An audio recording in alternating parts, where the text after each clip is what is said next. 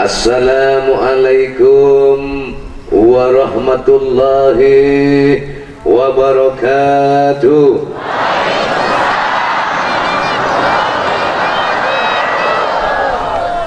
Bismillah, alhamdulillah, assalatu wassalamu ala rasulillah, wala hawla wala quwata illa billah. Syukur kepada Allah, solawat dan salam senantiasa kita aturkan kepada junjungan kita baginda Nabi Muhammad sallallahu alaihi wasallam. Semoga syafaatnya beliau senantiasa Allah limpahkan kepada kita semuanya, amin. Dan juga barokahnya kedua orang tua, barokahnya guru, barokahnya aulia Allah, wabil khusus barokah karamat Sultan Aulia Syekh Abdul Qadir Al-Jilani radhiyallahu an, Allah berikan kepada kita beserta keluarga untuk bekal hidup di dunia dan di akhirat. Kenapa Abah selalu meminta agar kita semua mendapatkan barokahnya orang tua, barokahnya guru, barokahnya aulia Allah? Sebab beliau wali-walinya Allah Syekh Abdul Qadir Jilani orang yang mendapatkan barokah dari Allah, karomah dari Allah. Sebagaimana yang Abah bilang, barokah itu adalah kebaikan. Jadi kalau kita minta kepada Allah agar dapat barokahnya Syekh Abdul Qadir, agar kita mendapat kebaikan-kebaikan yang Allah berikan kepada Syekh Abdul Qadir, betul? Sama jamaah manaqib meminta, ya Allah, mudah-mudahan semua yang hadir di sini mendapat barokah. Barokahnya kumpulnya orang banyak ini. Kalau nggak dapat barokah kebaikan dari Allah, tidak berkumpul kau dan aku di tempat ini. Kenapa? Allah berkehendak. Ini saya mengingatkan kisahnya Syekh Abdul Qadir Jilani. Mau saya ceritain? Mau? Syekh Abdul Qadir Jilani itu ada seseorang ingin memondokkan anaknya supaya seperti Syekh Abdul Qadir. Nah, ini ada kaitannya dengan yang di belakang saya nanti. Orang tuanya memondokkan anaknya supaya seperti Syekh Abdul Qadir Jilani. Maka diantarkanlah putranya ini kepada Syekh Abdul Qadir.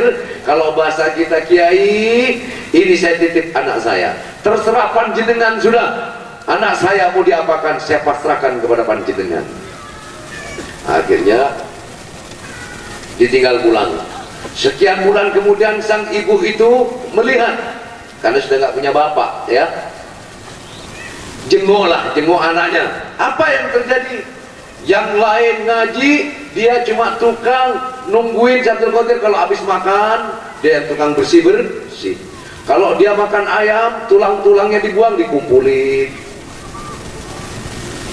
Syekh Abdul Qadir makan enak-enak, dia dikasih makan yang tidak enak, sehingga anaknya ini semakin kurus. Terus sekali datang, tetap Syekh Abdul Qadir makan, udah dikasih tuh anaknya, tulangnya dibuang, dikumpulin. Coba sampean sebagai ibu ngenes apa enggak? Kamu mondokkan anakmu ke Abah, saya makan ayam, setelah tulang-tulangnya dilempar, dikumpulin sama dia. Mending kalau dikasih. Ngenes enggak? Sekali, dua kali, tiga kali, akhirnya kertek hatinya itu. Wali muka sapa? Tahu muka sapa? Tembus pandang, ya. Dapat membaca hati orang. Makanya saya dapat membaca hatinya jamaah. Kalau jamaah tuh ya punya utang lah. Saya nggak bisa baca hati kamu, saya baca hati saya aja nggak bisa baca hatinya Bu Nyai aja saya nggak tahu, apalagi hati kamu. Tapi Allah kadang memberitahu. Suatu ketika setelah berkali-kali datang, ini biar yang sampean punya anak mondok di mana-mana biar nggak suudon, betul nggak? Makanya kalau mondokkan anak, menggurukan anak harus tahu kapasitas dan kualitas di mana kamu tempat. Jangan melihat bangunannya yang megah, jangan melihat pendidikannya yang wah, jangan lihat gurunya itu siapa, apakah dia orang sampai apa tidak kepada Allah, itu aja. Jangan lihat keilmuannya. Kadang sekarang mundokan anak supaya pinter anaknya, betul nggak? Karena niatnya supaya pinter, akhirnya sampean orang tuanya didebat sama anaknya itu. Ada yang begitu? Banyak. Kalau dulu mundokan anak bukan untuk pinter, niatnya ngabdikan kepada kiainya, itu loh. Kan kiai gitu, niat ngabdi. Akhirnya setelah berkali-kali datang, hatinya keretak sampai memandangi anaknya. Hati ibu itu ngomong, masa iya sih katanya Syekh Abdul Qadir itu seorang wali, kenapa anak saya diperlakukan seperti itu? Masa wali kok seperti itu? Keretak di hatinya. Langsung dipanggil, Bu, sini Bu.